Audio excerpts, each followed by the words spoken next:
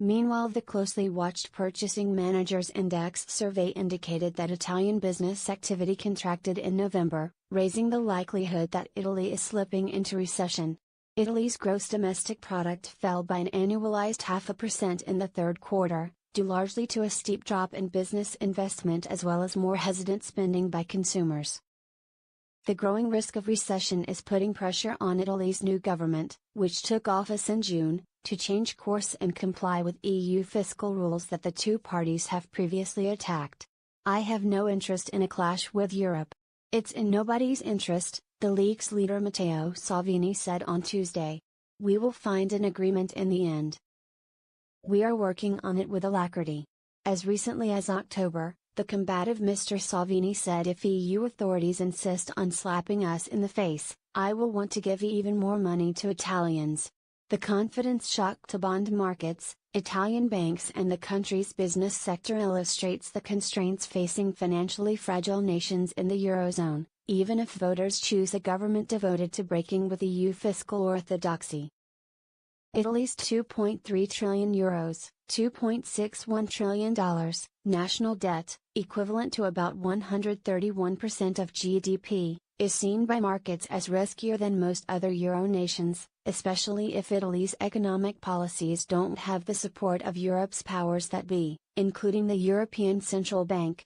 Italy's economic recovery has been losing momentum this year anyway, part of the broader growth slowdown in Eurozone amid global trade tensions, higher oil prices and a downturn in the car industry.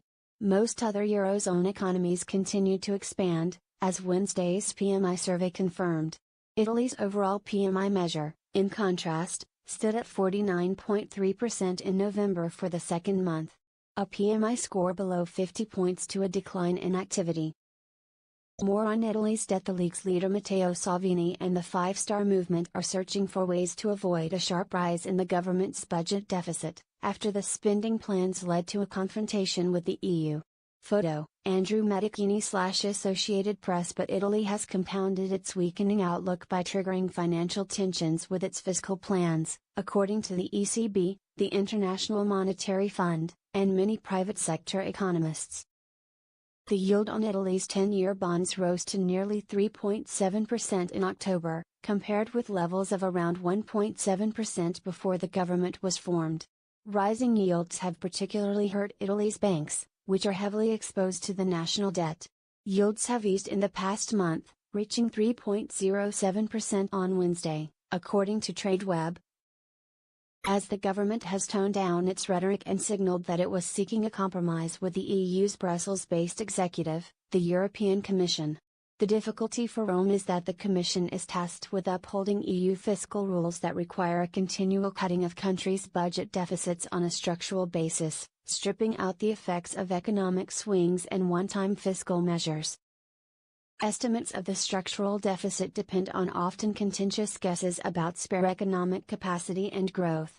The Commission says Italy's budget plan would increase the structural deficit by around 1.2% of GDP, or about €22 billion, and is demanding a deficit reduction instead. That would imply spending cuts far in excess of the roughly €8 billion of savings that Italy's government is currently trying to find.